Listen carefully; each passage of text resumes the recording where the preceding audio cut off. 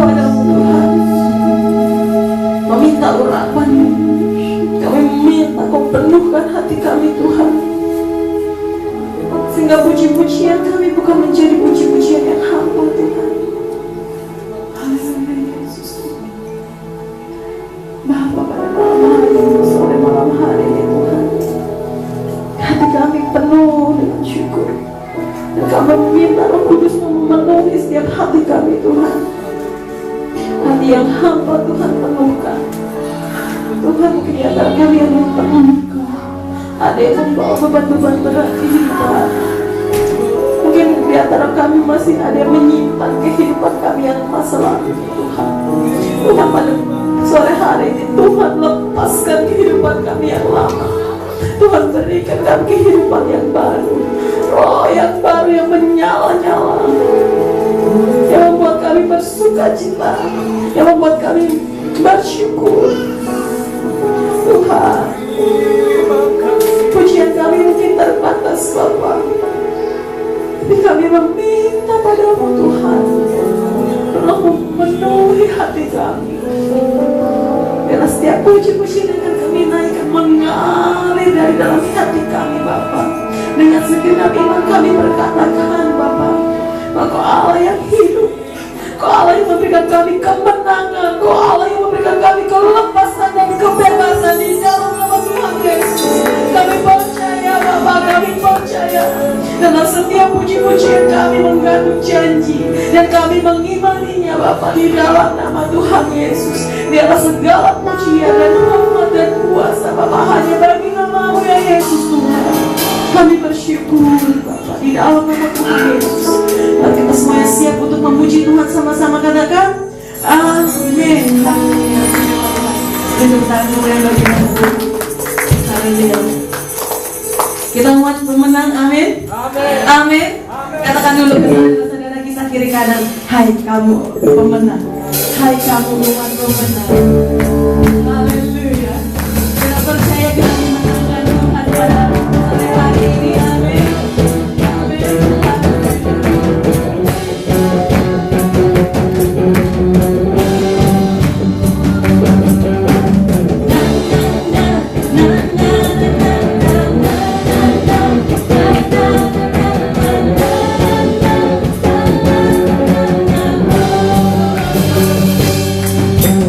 Bagi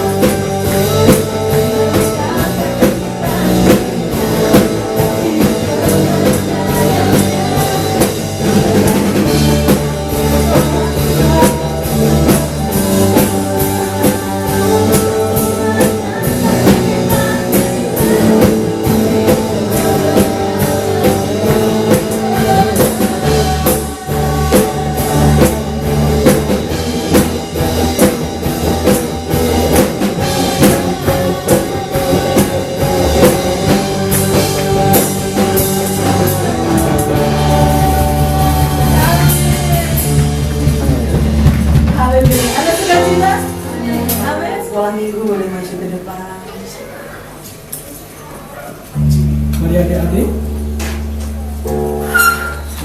Yesus sayang semua,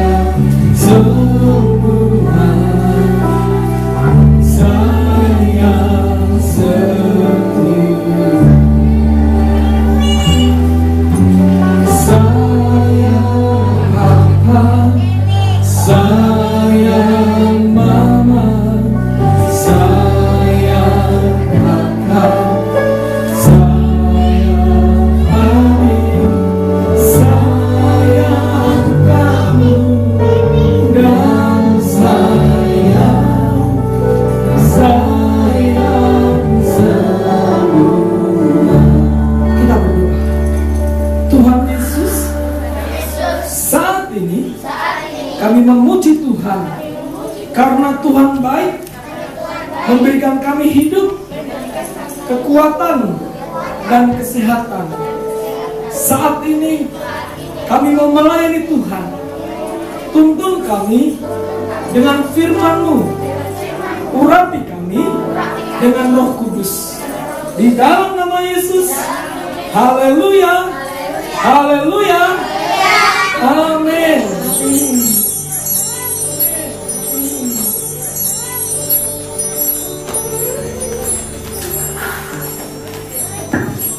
Persiapkan diri kami di sempurna firman Tuhan. Kita percaya dalam hadirat Tuhan kita boleh mendapatkan kemenangan atas setiap beban berguna kita.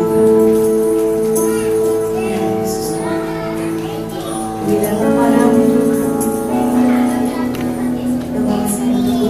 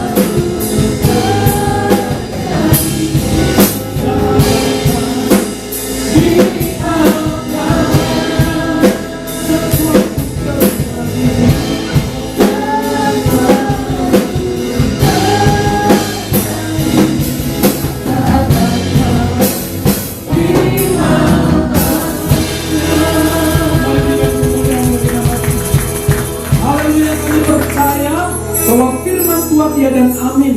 Dan ketika kami datang di altar Tuhan, ketika kami memuji Tuhan, dan ketika kami mempercayai firman-Mu, sesuatu akan terjadi dalam kehidupan kami. Pemulihan akan terjadi dalam kehidupan kami. Kesembuhan akan terjadi dalam kehidupan kami. Dan kami percaya Tuhan akan terus membawa kami untuk mengenal kebenaran firman-Mu, dan untuk mengenal dan merasakan kuasa Tuhan di dalam hidup kami, supaya orang boleh tahu bahwa Tuhan dipermuliakan di dalam kehidupan kami. Proteksi kami dengan Roh Kudus-Mu Tuhan. Setiap benih firman yang ditabur bertumbuh dan berbuah. Di dalam nama Tuhan Yesus. Haleluya. Mari sama-sama katakan amin.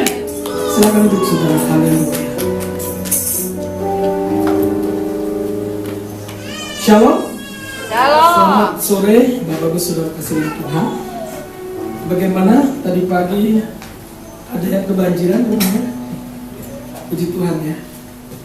Kalau di tempat saya beberapa hari lalu, tapi sudah tinggi, jadi cuma jalan masuknya kami harus melewati air saudara. Tetapi 2 hari sudah kering. Sampai-sampai dia lebih cenderung tidak percaya dengan firman Tuhan. Meskipun saudara sudah doakan, sudah tumpang tangan, tumpang kaki pun, tetap dia ketakutan. Bagaimana caranya? Mindsetnya harus diubah. Bagaimana cara mengubah? Kita harus fokus kepada Tuhan, bahwa Tuhan tidak pernah merancang yang buruk, bahwa Tuhan tidak pernah merancang yang jahat, bahwa Tuhan tidak pernah merancang kecelakaan bagi kita. Itu roh ketakutan akan tersingkir saudara. Terus ketika saudara berdoa, ternyata masih rasa takut, apa yang saudara lakukan? Berdoa lagi. Masih takut lagi, berdoa lagi, sampai roh ketakutan hilang dari saudara. Karena roh itu harus diusir saudara. Dalam nama Yesus. Roh ketakutan yang muncul di hatiku, roh ketakutan yang muncul di pikiranku, aku perintah keluar dalam nama Yesus. Itu harus diusir. Namanya juga roh ketakutan. Ketakutan seorang ibu, anak-anaknya takut tidak berhasil. Itu roh ketakutan. Sudah, apakah anak-anak kita tidak berhasil? Sudah terjadi? Kan belum.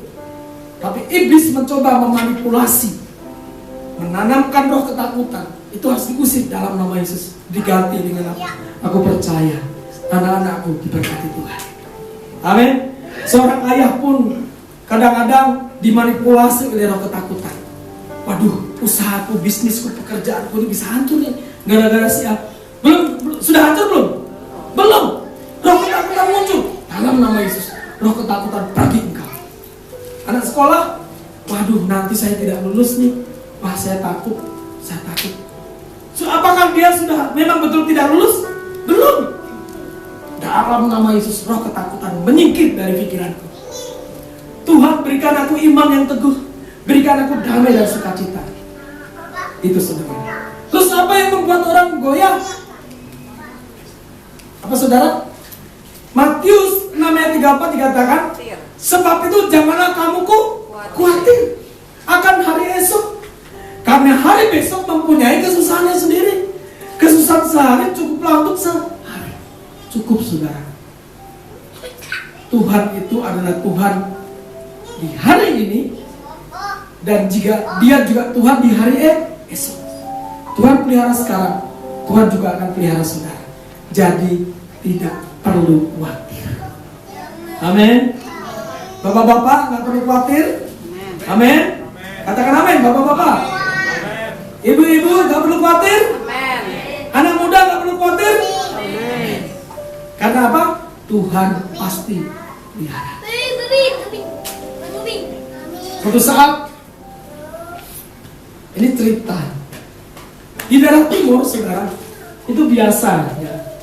Di daerah Indonesia ini ada beberapa daerah yang suka mengendarai kuda, termasuk Sumba, NTT, Kupang. Pak Lodrik itu jago naik kuda.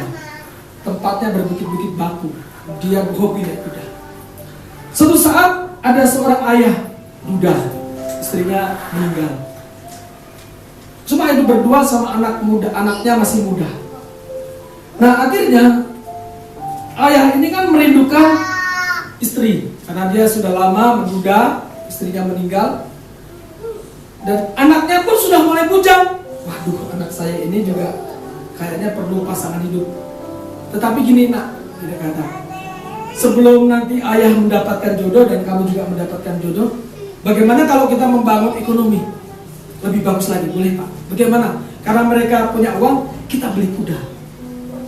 Pergilah mereka ke sebuah desa yang cukup jauh, beberapa desa jauh. Belilah mereka kuda sepakat. Ini tipe orang-orang yang tidak punya pendirian yang kuat sebenarnya. Saudara, jangan seperti mereka.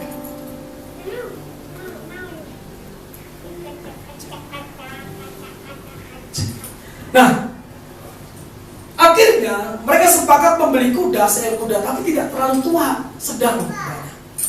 Si ayah berkata, nah, wah, kita dapat kuda yang bagus, tapi belum tua, masih muda, ya.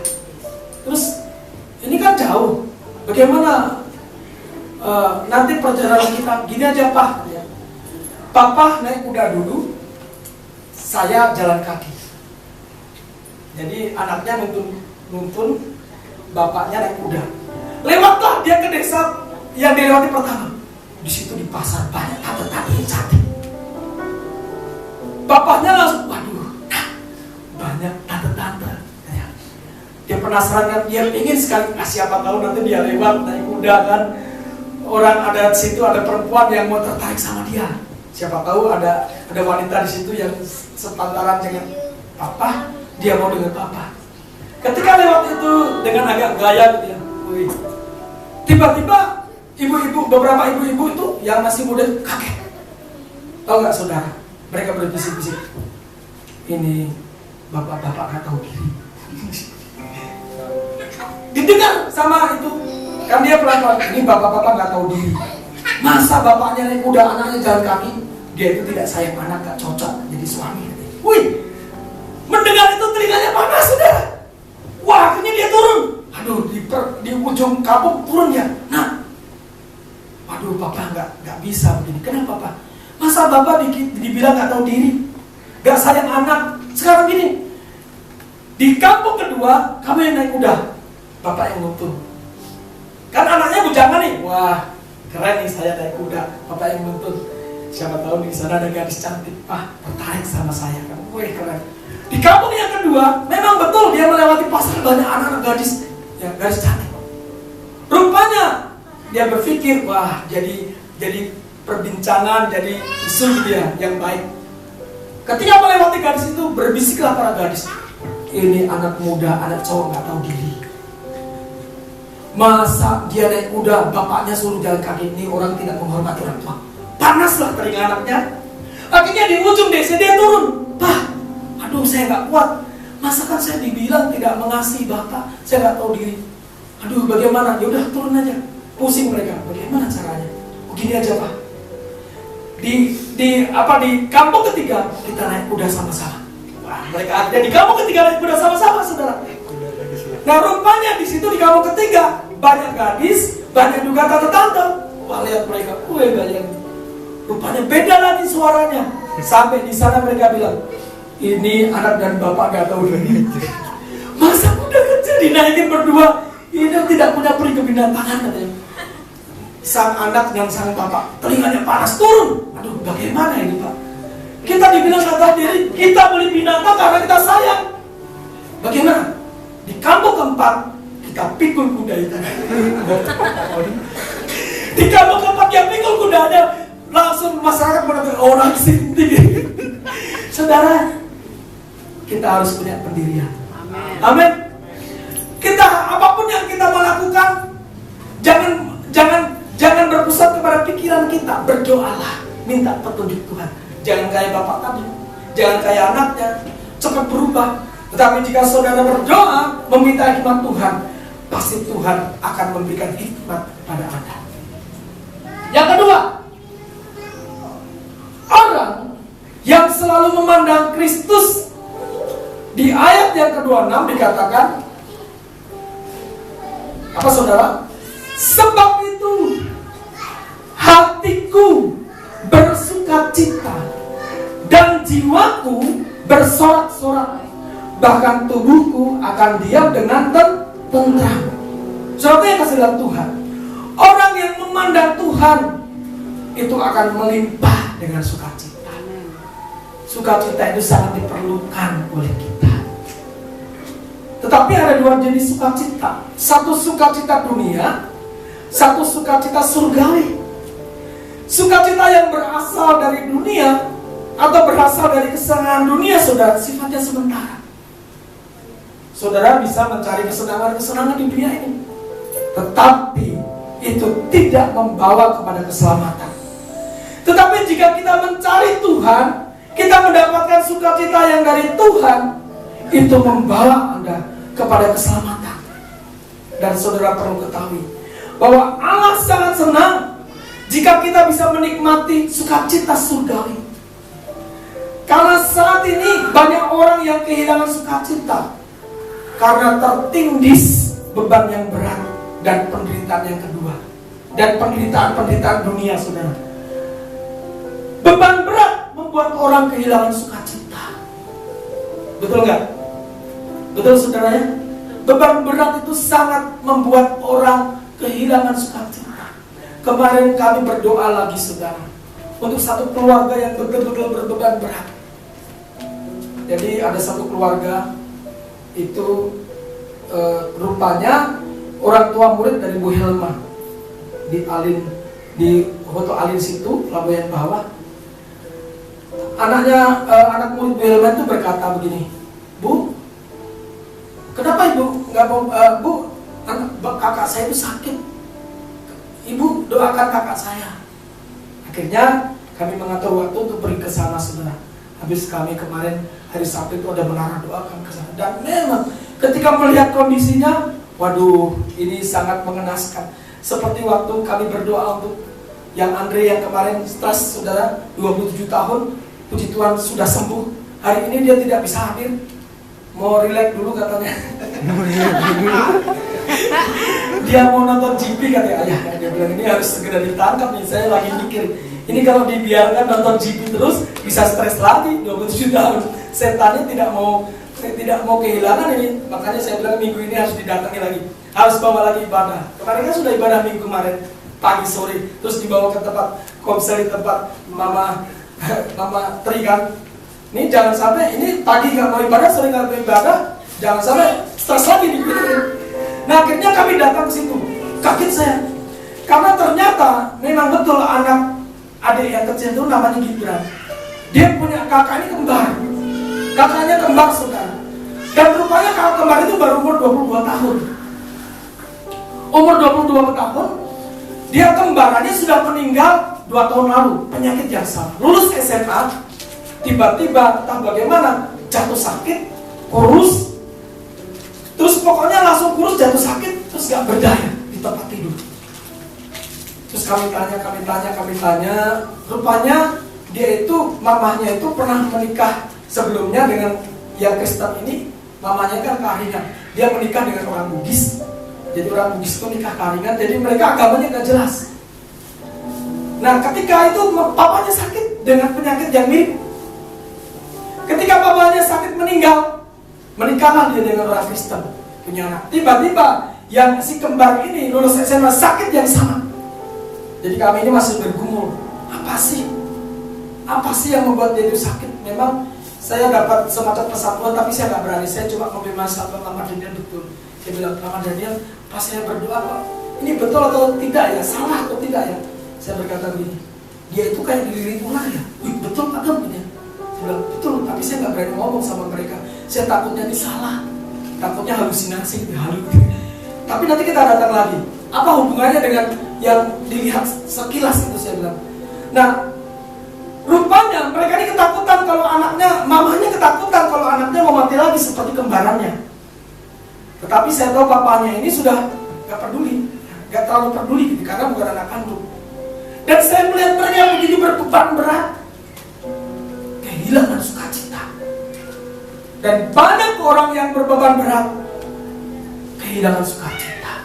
Tuhan tidak ingin saudara kehilangan sukacita hanya karena beban berat. Jangan pikul bebanmu. Amin. Oleh sebab itu Tuhan berkata begini, Apa Tuhan katakan? Marilah kepadaku semua, mari sama-sama baca. 1, 2, 3. Marilah kepadaku semua yang letih lesu dan berbeban berat, aku akan memberikan kelegaan kepadamu. Saudara yang kasih Tuhan, kami pinjam tasnya. Ya. Saudara, jika Anda melakukan perjalanan, ini tasnya kurang berat nih. Anggaplah berat, mungkin sekitar 5 kilo atau 10 kilo dalamnya, nggak tahu isinya apa itu. Perjalanan Anda 5 km harus berjalan kaki. Dan saya dulu sering lakukan jalan kaki 7 kilo itu biasa, 10 kilo biasa. Penginjilan 7 jam jalan kaki dari waktu itu saya pergi ke Sungai Pinang, nyebrang ke namanya apa, Jakarta Pari ya, jalan kaki lewat hutan 7 jam biasa. Terus waktu di Sumatera belum jadi hamba Tuhan, mengikuti pendeta jalan penginjilan ke kampung sebelah, pulang berangkat siang pulang malam biasa. Saudara, jika Anda membawa jinjingan seberat 10 kg dan Anda harus berjalan 5 km, sewaktu Anda pertama memegangnya mungkin santai. Di kilometer kedua, bagaimana perasaannya? Berat kan?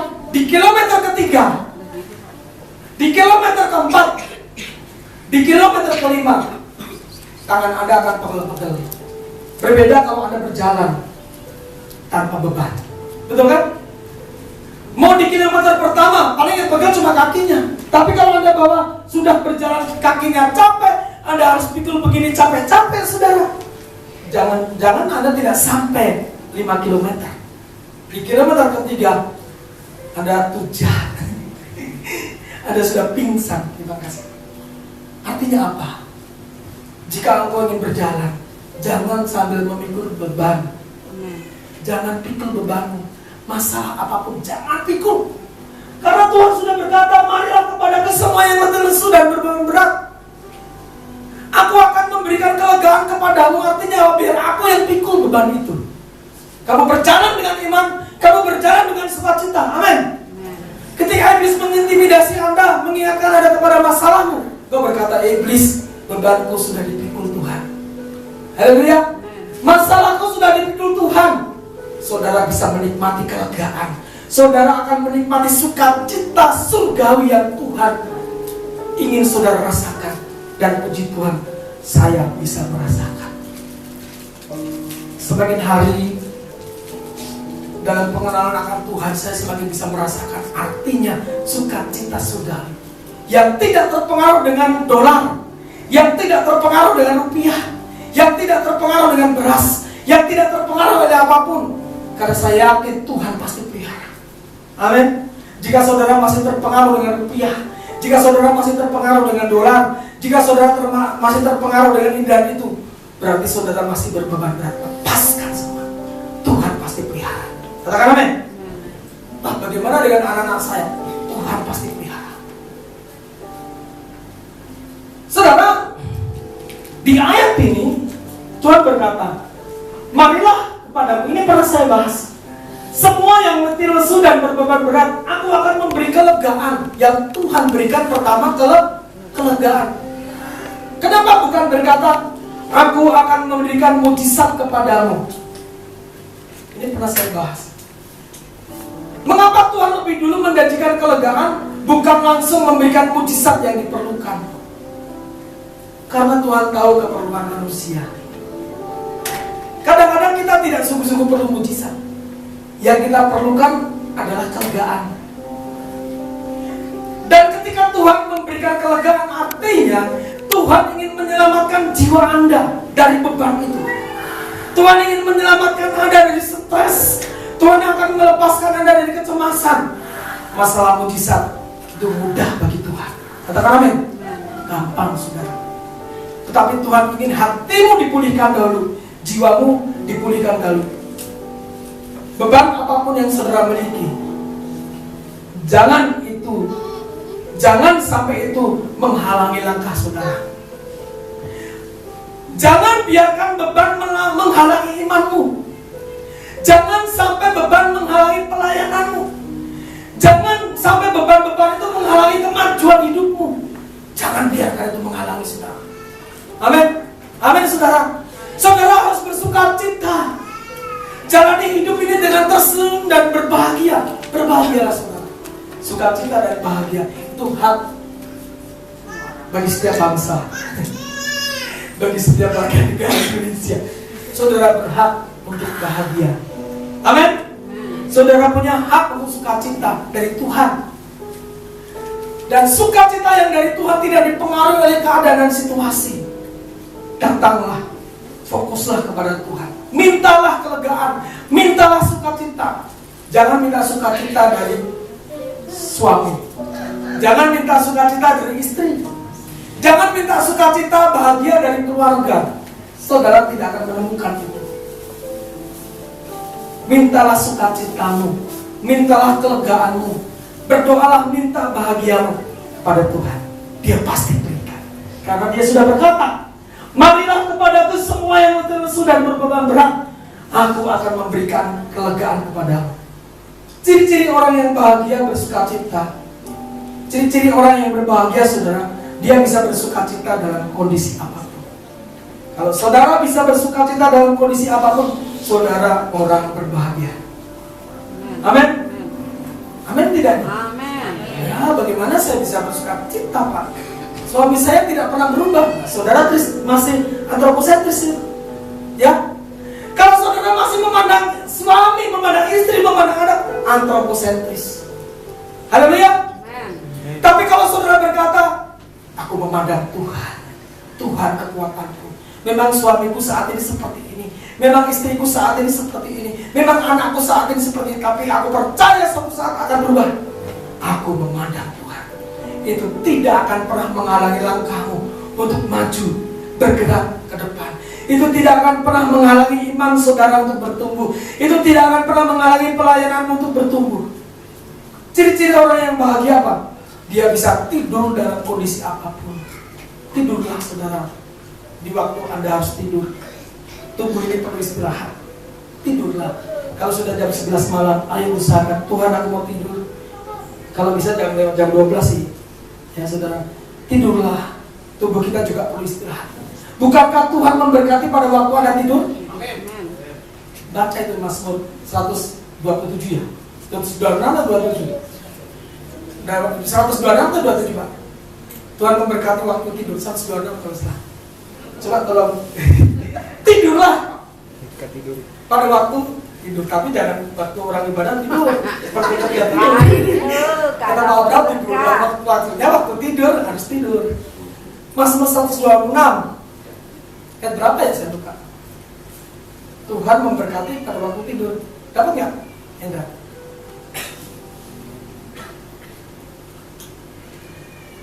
Kalau nggak dapat ya cari dulu. Dapat?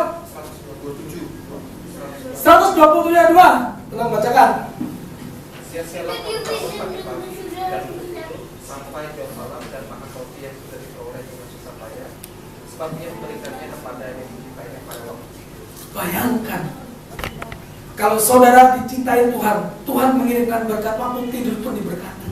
Jadi oleh sebab itu jangan stres, bersukacita, serahkan kepada Tuhan. Amin. Nanti berkat datang saat Anda tidur, saudara. Jadi sekarang kita berdoa minta-minta kepada Tuhan, sah atau tidak? Kita berdoa minta-minta kepada Tuhan, kira-kira rohani atau tidak rohani? Rohani saudara, sama Bapak kok minta boleh nggak? Boleh. Mana? Jadi orang Kristen jangan suka minta-minta sama Tuhan. Nah kalau nggak minta-minta sama Tuhan, minta sama siapa? Betul ya? Kan sama Bapak, mintalah. Mintalah maka akan diberikan kepadamu. Minta saja saudara. Minta saja apa yang kau inginkan, tetapi konfirmasi, Tuhan permintaan saya ini sesuai atau tidak? Kalau tidak sesuai nanti Tuhan bilang, bukan itu, yang ini yang bagus, saudara. Jadi minta saja. Baik. Orang, ciri-ciri orang berbahagia tidak mudah menyakiti, tidak mudah tersakiti. Itu orang berbahagia, cincai. Makanya dia bisa tidur, tidak mudah tersakiti dan tidak mudah menyakiti. Orang yang berbahagia. Orang yang berbahagia tidak suka berpura-pura dalam hidup. Dia hidup apa adanya. Ya kan? Dia hidup apa adanya. Itu yang kedua. Yang terakhir, saudara, mengapa kita harus memandang kepada Tuhan? Di Kisah Rasul 2:28 dikatakan, Engkau memberitahukan kepadaku jalan kehidupan. Engkau akan melimpahi aku dengan sukacita di hadapanmu. Saudara yang kasih dalam Tuhan, setiap kita perlu jalan kehidupan. Hidup yang kita jalani ini seperti hutan belantara. Kadang-kadang kita perlu kompas, jangan sampai tersesat. Saya membaca beberapa waktu yang lalu, saudara, banyak orang tersesat di gunung, mendaki gunung. Ada di Gunung Ciremai, ada di gunung juga apa itu, saudara, banyak tersesat. Kenapa mereka tersesat? Karena kehilangan arah. Mereka percaya diri ketika naik gunung. Saya belum pernah mendaki, saudara. Mereka ke atas, terus putus kontak dengan teman-teman. Terus mereka bingung, kembali, maju, ke kanan, ke kiri. Tersesatlah mereka. Ada anak umur 15 tahun, sampai dia hampir pingsan, sampai dia itu sudah halusinasi. Dia melihat orang lewat, padahal bukan orang. Jadi untung dia ditemukan, itu di Gunung Ciremai, saudara, di Jawa Barat. Dia ditemukan oleh seorang petani. Dan akhirnya ditolong oleh petani itu, dia sudah 3 hari dia diselamatkan. Karena apa? Tersesat. Nah, dunia kehidupan ini seperti hutan belantara. Sebab engkau tidak menyerahkan aku kepada dunia orang mati, dan tidak membiarkan orang kudusmu melihat kebinasaan. 28. Engkau memberitahukan kepadaku jalan kehidupan. Engkau akan melimpahi aku dengan sukacita di hadapanmu. Mari sama-sama katakan amin. Amin. Saudara yang kasih dalam Tuhan, boleh di PowerPoint. Temanya adalah senantiasa memandang Tuhan. Kata senantiasa ini berartinya selalu, betul ya? Senantiasa itu adalah selalu memandang Tuhan. Di ayat yang ke-25 dalam terjemahan versi mudah dibaca dikatakan demikian.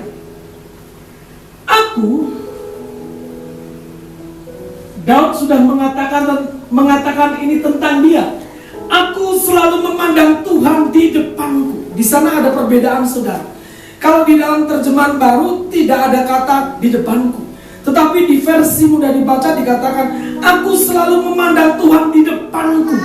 Kenapa harus di depan? Karena, saudara, jika kita selalu memandang Tuhan berada di depan kita, saudara akan mendapat kekuatan yang dari Tuhan. Karena hidup kita ini kan mengarahnya ke depan, bukan ke belakang.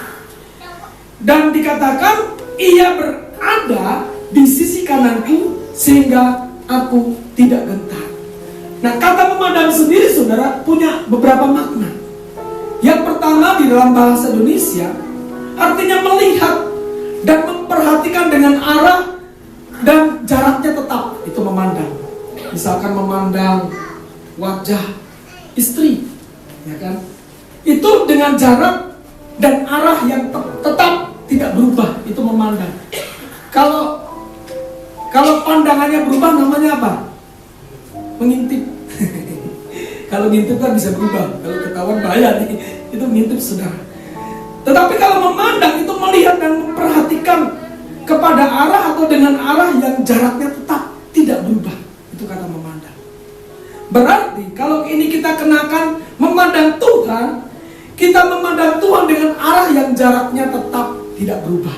Katakan amin. Amin. Jadi senantiasa melihat, senantiasa memperhatikan Tuhan dengan arah dan jaraknya tetap tidak berubah. Atau kata memandang ini juga artinya menganggap, memperlakukan. Kalau kita memandang Tuhan, kita menganggap Tuhan, dianggap maksudnya, memperlakukan Tuhan, memperdulikan Tuhan, memperhatikan Tuhan, mengingat Tuhan.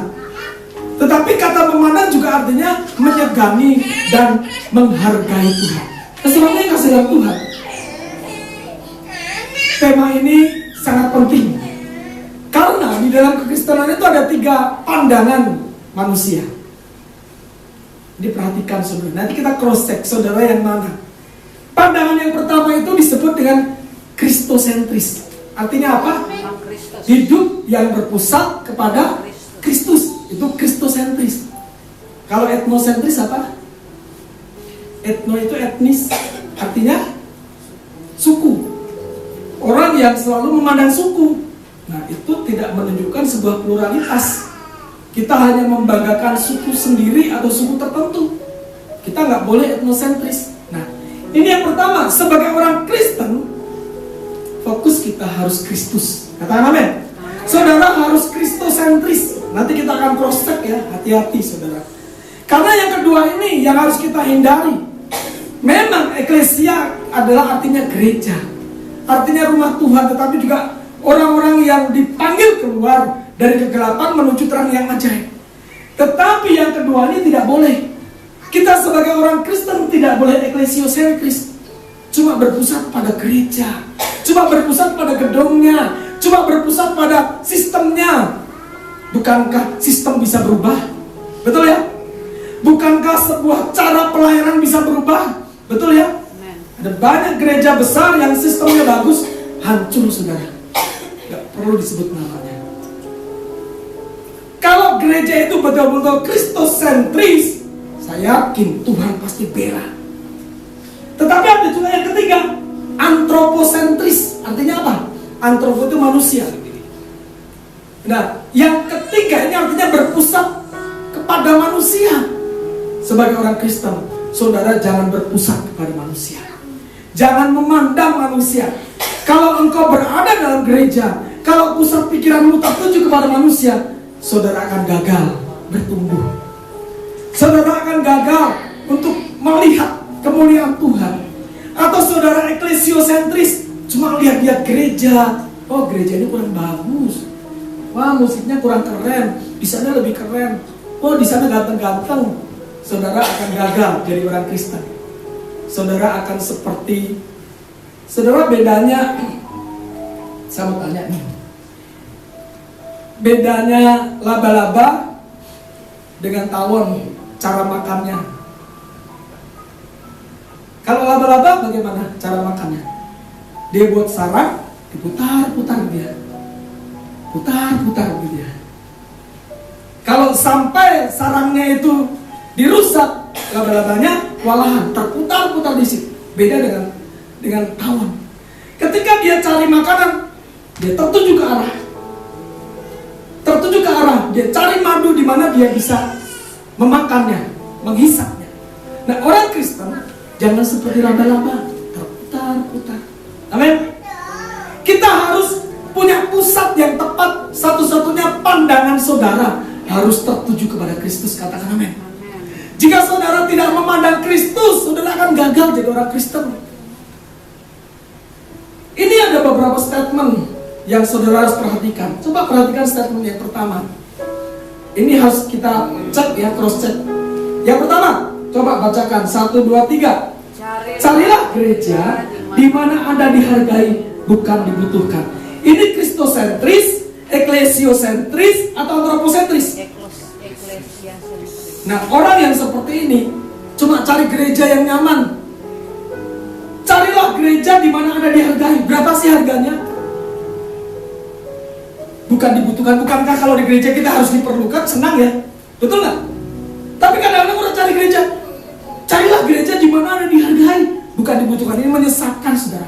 Anda akan lihat di Instagram, Anda akan lihat di TikTok, ini menyesatkan. Saudara akan menjadi Kristen laba-laba, tak putar-putar, akhirnya tidak bertumbuh. Bukankah memang gereja membutuhkan kita untuk melayani Tuhan? Betul? Saudara? Tetapi aku kan tidak dihargai oleh pendetanya. Siapa bilang? Saya pernah saudara hanya lupa tersenyum dan jabat tangan, ngantuk dia pemain musik. Saya lupa pas kita doa bersama hari Jumat, doa puasa Jumat. Saya lupa karena banyak yang santai aja ya. Tiba-tiba dia nggak datang.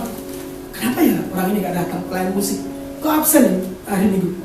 Ada yang bisik-bisik, dia ngambek sama bapak. Kenapa? Pas hari Jumat kemarin bapak lupa salamin dia. Wah ampun, saya bilang dia itu pelayan musik, pelayan Tuhan. Kenapa hanya gara-gara saya ini lupa salami dia ngambek dan gak ibadah? Menurut saudara ini antroposentris, eklesiosentris, atau kristosentris? Lupa disalamin pendeta dia ngambek. Antroposentris, hanya melihat manusia. Dia lihat jemaat di tempat ini. Wih, mana ya yang cantik, yang keren. Wih, itu pendeta gendut sekali ya, kurang puasa ya. Dia lihat belakangan, dia lagi pendetanya yang kurus, hamba Tuhan kurus. Waduh, ini banyak penderitaan dari lihat Hendra. Wah, ini pasti banyak menderita, kurang berdoa, kurang mujizat. Yang dilihat cuma pendetanya, gendut atau kurusnya, saudara. Itu antroposentris. Tetapi sebagai orang Kristen jangan antroposentris. Amin. Saudara tidak akan mengalami apa-apa. Terus jangan juga eklesiosentris. Tetapi saudara harus kristosentris. Pusatnya memandang Yesus. Amin. Hatinya memandang Tuhan apapun yang terjadi.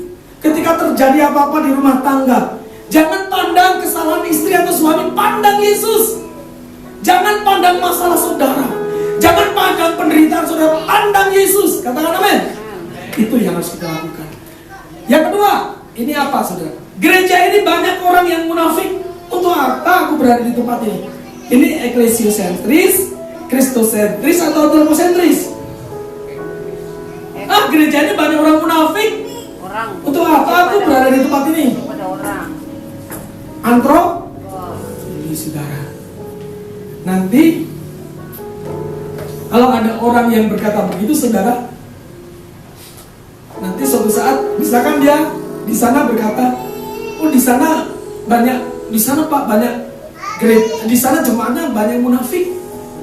Maka dia kesini kan saya akan berkata, di sini ada satu tempat yang kosong untuk orang munafik. Silakan duduk. Ternyata sama-sama munafik. Bukankah kita bukan orang yang sempurna? Amin. Tidak ada manusia yang sempurna. Pendeta mana yang sempurna? Tolong tunjukkan kepada saya. Kalau ada pendeta yang sempurna, saya akan tinggalkan pelayanan ini dan saya akan mengabdi kepada dia, kepada pendeta itu. Jadi tukang tel pun tidak apa. Jadi membawakan tasnya pun tidak apa-apa. Biar disuruh apapun tidak apa-apa. Karena saya akan ketemu orang yang sempurna. Tetapi ternyata di bumi ini tidak ada manusia yang sempurna. Yang ada hanyalah Tuhan. Memang kita sedang menuju proses kesempurnaan. Oleh sebab itu yang kita pandang harus Yesus. Pusat pikiran kita harus Tuhan. Oleh sebab itu yang ketiga dikatakan, aku beribadah, aku melayani Tuhan di tempat ini karena kebaikan Tuhan yang kurasakan. Nah, ini baru kristosentris, saudara. Jadi kita tidak lagi memandang manusia, kita tidak lagi memandang gereja, kita tidak memandang ini dan itu, kita betul-betul memandang Tuhan. Saudara, sebenarnya banyak pendeta atau gembala yang stres. Puji Tuhan saya sudah melewati. Kira-kira apa yang bisa membuat seorang gembala stres dan berbeban berat seperti lagu tadi? Bila hati berbeban berat. Rasa berat ya. Kira-kira apa? Seorang pendeta atau gembala yang memimpin jemaat stres, apa yang dipikirkan? Uang, betul ya? Gaji, uang. Kan pendeta, gembala itu kan, kecuali kalau gereja tertentu yang digaji setiap bulan. Tapi rata-rata gereja aliran Pantekusta yang merintis, jaminan gajinya masih dipertanyakan. Selain gaji apa lagi? Masalah uang apa lagi? Ayo saudara tolong jawab. Pergumulan seorang pendeta yang merintis dan pendeta aliran Pantekusta karismatik selain uang, ekonomi keluarga, gaji, apa lagi? Apalagi Bapak Nabi Tugulu, Pak Bob ya. Beliau kan pendeta juga. Bergumulnya saya rasa sama nih. Selain itu apa yang kedua? Ayo. Jumlah jemaat. Pendeta stres nggak? Waduh kemarin banyak ada, kenapa sekarang kosong? Kayak tadi pagi itu yang hadir nggak sampai 30. Itu saya yakin pendeta stres. Waduh kenapa banyak yang nggak datang ya? Padahal dia sudah hitung-hitung. Jemaat saya itu ada 100. Dihitung itu kenapa yang hari ini yang datang pagi dan sore gak sampai 50 ya? Kenapa? Stres. Dia sampai berdoa. Apalagi ya, hujan itu membuat orang tidak ibadah ya. Persoalan-persoalan, konflik-konflik yang terjadi di gereja, stres dan berbeban berat. Tapi puji Tuhan, saya tidak stres dan tidak berbeban berat. Amin. Kenapa saudara? Saya tidak menjadi stres. Saya sudah serahkan semua ke Tuhan. Arah saya bukan lagi manusia. Arah saya bukan lagi tentang sistem gereja, walaupun saya harus menggunakan sistem. Tetapi itu bukan fokus utama. Fokus utamanya adalah saya harus terus memandang Tuhan. Saya harus terus memandang Kristus apapun yang terjadi. Saudara harus terus memandang ke depan. Katakan amin. Saudara akan melihat pembelaan Tuhan terjadi. Nah, orang-orang yang terus memandang Kristus, dia akan mendapat berkat. Ada berkatnya saudara. Apa berkatnya? Yang pertama ini. Di ayat yang ke-25 dikatakan apa? Sebab Daud berkata tentang dia, sama-sama. Aku senantiasa memandang kepada Tuhan karena ia berdiri di sebelah kananku. Aku tidak goyah. Garis bawah, garis merah. Aku tidak goyah. Kenapa tidak goyah? Apa itu tidak goyah? Tidak goyah artinya teguh pada pendirian. Tidak goyah artinya tidak mudah terpengaruh oleh situasi apapun. Dia kekeh, dia kuat, dia teguh saudara. Tidak menjadi lemah, tidak menjadi jatuh, tidak menjadi rusak. Karena apa? Karena Daud selalu memandang kepada Tuhan. Karena Tuhan berdiri di sebelah kananku. Kenapa sebelah kanan? Bukan sebelah kiri. Bagaimana dengan mereka yang lebih kuat tangan kiri? Seperti Listi dan Devindo. Ada juga di sini tangan kiri. Mamanya Listi juga kiri ya. Kakaknya Timmy itu bisa kanan bisa kiri, bisa lihat. Bisa kanan bisa kiri. Elo pun kadang-kadang bisa kanan bisa kiri. Bisa makan tangan kanan makan kiri. Dulu nulis bisa kiri, tapi sekarang harus tangan kanan. Kata kanan itu artinya kekuatan dari Tuhan. Kata kanan artinya kemuliaan dari Tuhan. Jadi jika kalimat aku senantiasa memandang kepada Tuhan karena ia berdiri di sebelah kananku, artinya aku memandang Tuhan karena Tuhan berdiri memberikan kekuatan kepadaku. Amin. Karena Tuhan memberikan kemuliaan kepadaku sehingga aku tidak goyah, sehingga aku tidak goncang, sehingga aku tidak terpengaruh oleh apapun. Itu saudara berkatnya. Kalau saudara terus kristosentris, terus memandang Yesus, iman saudara semakin teguh. Amin. Amin. Nah, apa sih yang sering membuat orang goyah ini? Yang pertama, coba perhatikan. Sama-sama kita lihat Yakobus 1 ayat 6. Sama-sama 1, 2, 3. Hendaklah ia memintanya dalam iman dan sama sekali jangan bimbang. Sebab orang yang bimbang sama dengan gelombang laut yang diombang-ambingkan kian kemari oleh angin.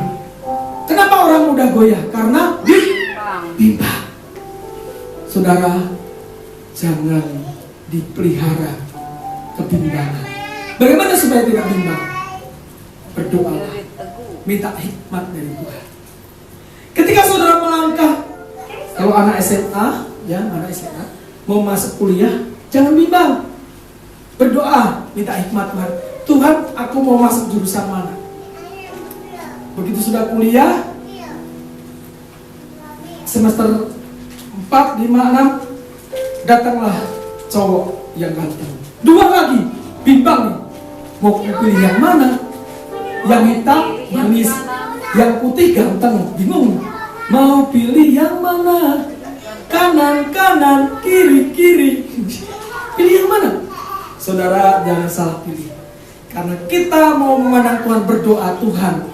Yang kanan atau yang kiri, terserah Tuhan. Tadi pagi, khotbahnya tentang Gideon. Ketika Gideon diminta untuk memimpin bangsa Israel, karena bangsa Israel sering diperlakukan, sering dirampok oleh bangsa Amalek dan bangsa-bangsa lain, Gideon menolak.